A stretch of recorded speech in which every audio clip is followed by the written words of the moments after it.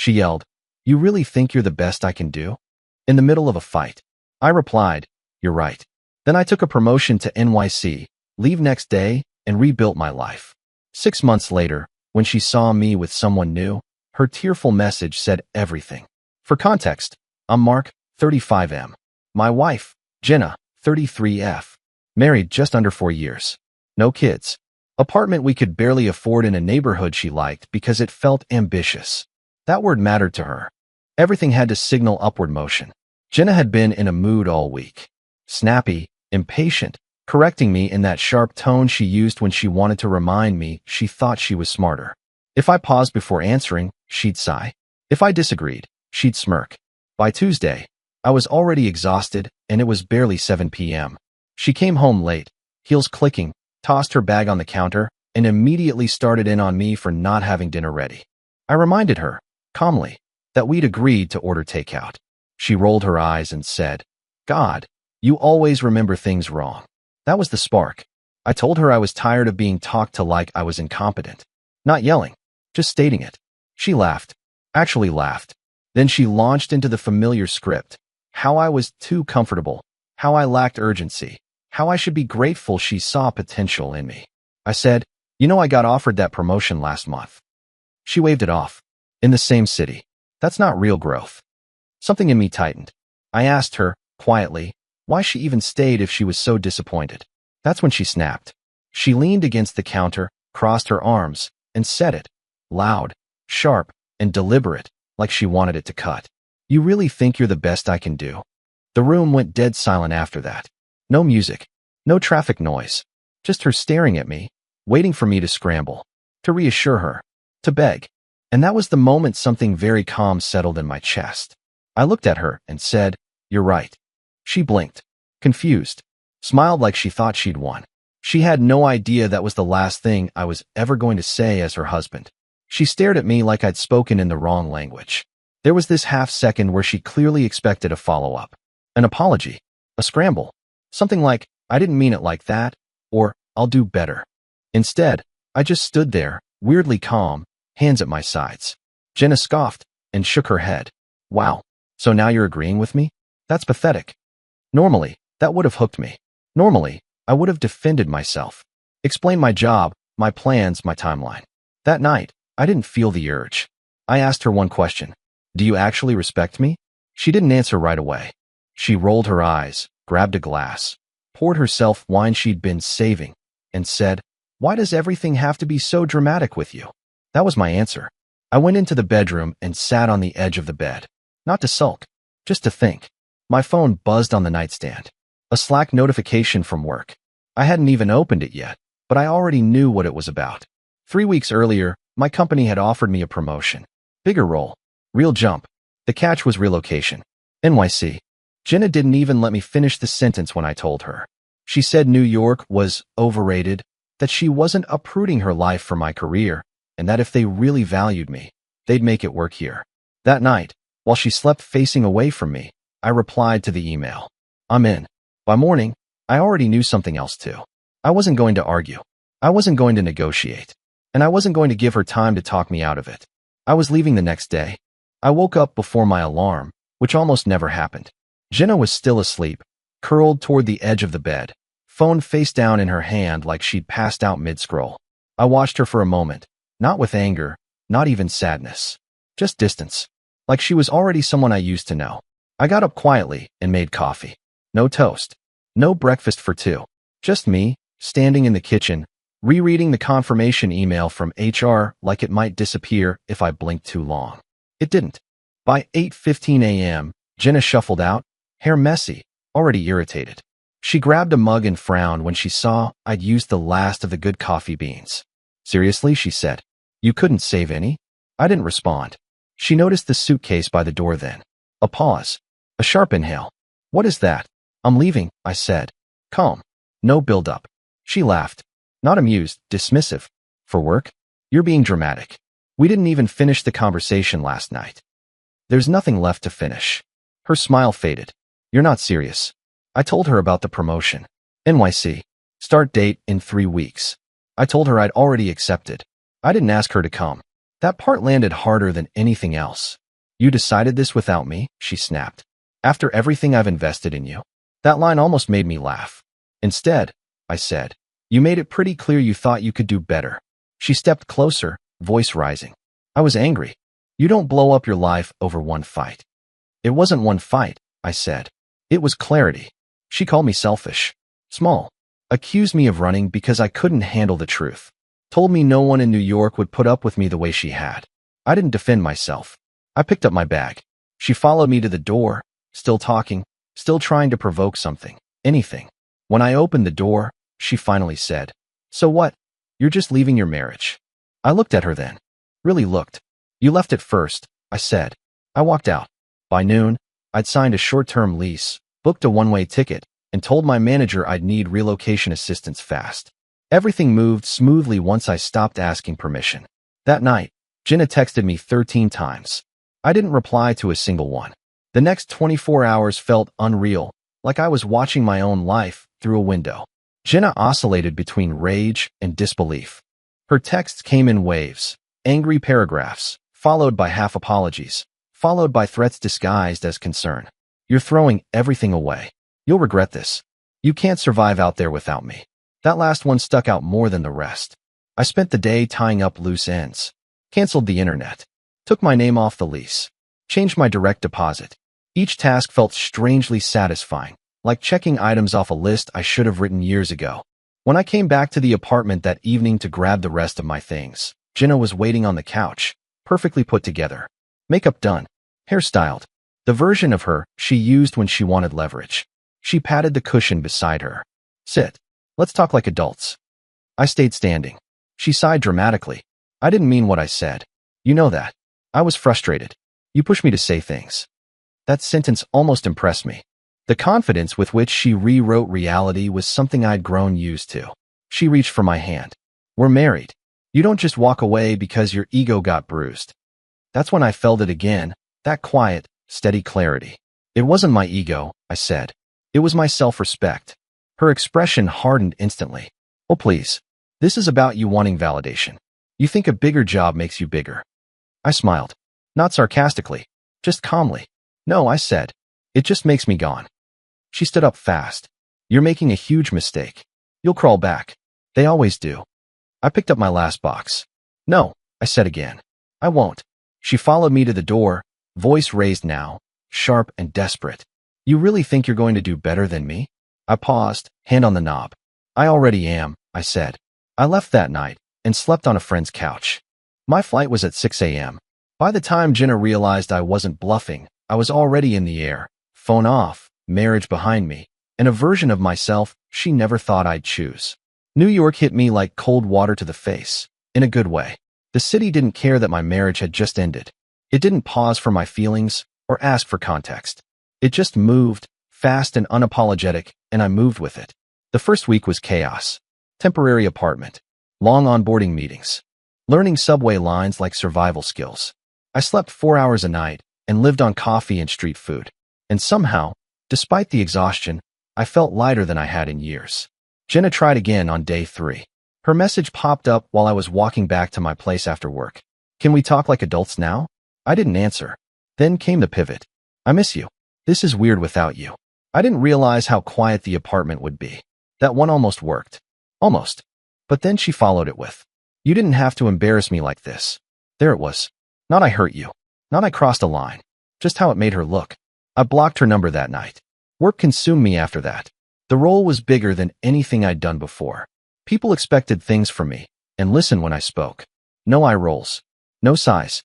No subtle reminders that I should be grateful for being tolerated. 2 weeks in, my manager pulled me aside and told me I was already outperforming expectations. Said it like it was a simple fact. I walked home that night through streets full of noise and strangers and felt something settle into place. I wasn't proving her wrong. I was proving myself right. By the end of the first month, my divorce paperwork was filed. Clean. Efficient. No dramatic phone calls. No closure conversations. Just signatures and silence. Jenna tried one last time through email. You really threw us away for a job. I didn't respond. Because it wasn't a job. It was my life. And for the first time in a long time, it actually felt like mine. 6 months went by faster than I expected. Not in a blur, but in layers. New routines replacing old ones. Morning runs along streets I couldn't name at first. A favorite deli that knew my order. Colleagues who invited me out without asking about my personal life, like it was an open wound. I didn't date right away. Not because I was broken, because I was quiet. I wanted to hear my own thoughts without someone narrating them for me. Jenna tried to break the silence twice during those months. Once through LinkedIn. That one actually made me laugh. Hope NYC is treating you well. I blocked her there too. By month 5, I felt solid. Not euphoric. Solid. The kind of grounded that doesn't need witnesses. That's when I met Claire. It wasn't dramatic. No sparks flying across a crowded room. We met at a bookstore, both reaching for the same copy of something we'd already read. She smiled, apologized, and made a joke that wasn't trying too hard. Coffee followed. Then another. Then dinners that didn't feel like performances. Claire listened. Not like she was collecting data, but like she actually wanted to understand. She didn't test me. Didn't compare me. Didn't ask what my 5-year plan said about her. One Saturday afternoon, we were walking through Soho, hands brushing but not quite holding, when I felt that quiet certainty again. The same one I'd felt the night I said you're right. This was easy. Honest. Undemanding. 2 weeks later, we were officially together. No announcements. No social media. Just reality. I didn't think about Jenna anymore. Not until the night everything collided. Claire and I were at a small rooftop bar. Nothing fancy, just warm lights and soft music. I went to grab drinks. When I turned back, I saw Jenna. She was standing at the bar, staring at Claire like she'd found something misplaced. Our eyes met. Her face drained of color. I watched it happen in real time. The recalculation, the shock, the sudden understanding that I hadn't stalled without her. I walked back, handed Claire her drink, and introduced her calmly. Jenna didn't say a word. She just nodded, tight smile trembling, eyes glassy. I didn't linger. Didn't explain. Didn't apologize. Later that night, my phone buzzed for the first time in months. A message from an unknown number. I didn't know you'd moved on. I didn't reply to her message that night. I put my phone face down and went back to Claire, who was talking about a trip she wanted to take in the fall. I listened. Actually listened. And that's how I knew how far removed Jenna already was from my life. She'd become background noise the moment I chose not to engage. The next morning, though, there was another message. Seeing you like that hurt more than I expected. I stared at it longer than I should have. Not because I missed her, but because I recognized the tone. It wasn't grief. It wasn't accountability. It was shock that the script had changed without her approval. Against my better judgment, I replied once. I didn't stay frozen where you left me. 3 dots appeared. Disappeared. Reappeared. I didn't think you'd actually leave, she wrote. I thought you just needed space. I thought you'd cool off and come back. There it was. The assumption. That I was an extension of her timeline, not a person with one of my own. She followed it quickly with, she doesn't know you like I do. I almost felt sorry for her then. Almost. That's the point, I typed back. I didn't hear from her for a week after that. Then, late one night, the longest message yet came through. Apologies mixed with justifications. Tears typed out between defenses. She said she was brutally honest, not cruel. Said I was supposed to be strong enough to handle it. Said she never thought I'd actually choose myself over the marriage. That line stuck with me. I never thought you'd choose yourself. I didn't reply, because I already had. The following weekend, Claire and I cooked dinner at my place. Music low, windows open, no tension, no walking on eggshells. At one point, she laughed at something stupid I said and leaned her head on my shoulder like it was the most natural thing in the world. And I realized something simple and final. Love wasn't loud. It didn't threaten. It didn't test your worth. Jenna sent one last message that night. Do you ever miss me? I deleted the thread. Not out of anger. Out of closure. Life settled into something steady after that. Not perfect. Not cinematic. Just real. Work stayed demanding, but it didn't drain me the way it used to. I wasn't bracing myself before going home anymore. I wasn't rehearsing conversations in my head. Home was quiet in a good way. Claire and I took things slow. No rushing to define the future. We cooked. We walked. We talked about books and trips and stupid little annoyances. When disagreements came up, they didn't turn into character assassinations. No scorekeeping. No ultimatums. One night, months later, I ran into someone from my old life. A mutual friend of Jenna's and mine who was in the city for work. We grabbed a drink out of convenience more than nostalgia. About 20 minutes in, She hesitated and said, "So, Jen is not doing great." I nodded once. "Neutral. She talks about you a lot," the friend continued. "Says she didn't think you'd actually disappear. That you were always the safe one." Safe. The word hit exactly where it was supposed to. "She keeps saying you changed," she added. I smiled into my glass. I didn't. I just stopped absorbing disrespect. That seemed to end the conversation. Later that night, walking home alone, I thought about how Jenna used to confuse comfort with control, how she mistook my patience for permanence, how she believed love meant leverage. I realized something else too. She didn't miss me. She missed the version of herself that felt superior standing next to me. That version didn't exist anymore. A few days later, I officially changed my number. Not because she was reaching out. She wasn't. But because I didn't want the door open out of habit. Claire noticed the new phone and asked about it casually. "Just closing an old chapter," I said. She nodded. No probing. No insecurity. That night, lying in bed, I felt something I hadn't felt in years. Peace that didn't need explanation. And I knew, without any doubt, that whatever came next wouldn't involve shrinking to be loved. The message came on a Sunday night, almost a year after I'd left. Different number. Same energy. "I saw you again today." I didn't have to ask how. Mutual circles shrink faster than people think. I stared at the screen for a long moment, thumb hovering, then locked my phone and set it down. Claire was in the kitchen humming to herself, barefoot, stirring something that smelled like garlic and comfort. 5 minutes later, another text. "You look happy." That one almost felt honest. I picked the phone back up and read the rest that followed in a rush, like she'd finally stopped editing herself. I didn't realize what I had until I lost it. "I thought you'd always be there." I didn't mean it the way it came out. I was angry at myself and took it out on you. There were tears in those words. Real ones, I think. But there was something else too. A quiet panic underneath them. The realization that the floor she thought was solid had been standing on me. She ended with, "I just needed you to know I finally understand." I exhaled slowly. Claire leaned against the counter and asked, "Everything okay?" "Yeah," I said. And it was true. I typed one last response. Short. Clean. "I believe you." But understanding came too late. No blame. No lecture. No reopening doors. A minute later, the dots appeared, then vanished. That was it. I blocked the number and felt nothing dramatic. No triumph. No sadness. Just completion. Later that night, Claire curled up next to me on the couch and rested her head against my chest. She didn't ask about the phone. Didn't need to. And that's when it really hit me. The loudest regret in Jenna's life wasn't losing me. It was realizing she'd mistaken certainty for weakness and taught me how to walk away. A year after everything blew up, I stood by the window of my apartment and watched the city do what it always did, move forward without waiting for anyone to catch up. Claire was behind me, still half asleep, wrapped in one of my shirts, scrolling through her phone. We had plans later.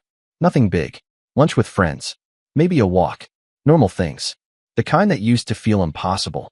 I thought about that night. The fight. The sentence. The way Jenna had said it like she was handing down a verdict. "You really think you're the best I can do?"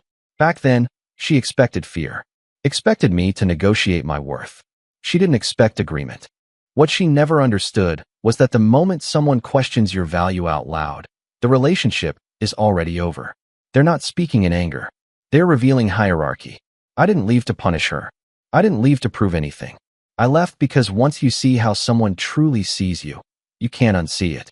Jenna had reached out one final time months ago through a mutual friend, asking how I was doing. I told them to tell her I was fine. That was the truth. Nothing more needed to be said. Claire looked up from her phone and smiled at me. "You okay?" she asked. "Yeah," I said. And again, it was true. Not because everything worked out perfectly, but because I didn't betray myself to keep someone else comfortable. I took the promotion. I left the next day. I rebuilt my life without announcing it. And when she finally saw me with someone new, happy, unbothered, that was when reality landed for her. Not as revenge. Not as justice. Just consequence. I turned back to the window, coffee warm in my hands, and felt nothing toward my old life except gratitude for the moment that ended it. Sometimes the most powerful response isn't anger. It's agreement and walking away.